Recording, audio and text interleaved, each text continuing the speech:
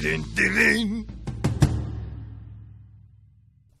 در دوران دیرین خودرو.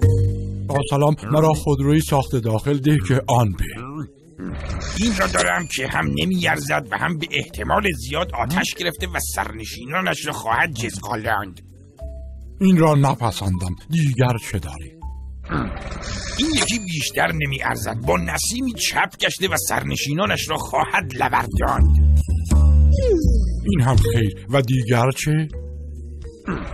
این یکی که اصلا نمیارزد، از بس خرج رو دست مالکش خواهد گذارد که او را خواهد سکتاند. نه خیر. و دیگر؟ این نیرزنده ترین است. حسنش این است که استارت نمیخورد، چون اگر استارت بخورد حتما خواهد منفجرید. آخ جان، همین خوب است. ایمن و بی خطر. همین را خرم. اینا استثناینده، قسطیاش حتما خوبه. این که استارت خورده روشن نیز میگردد. ایمن نیست، به هم انداختندش.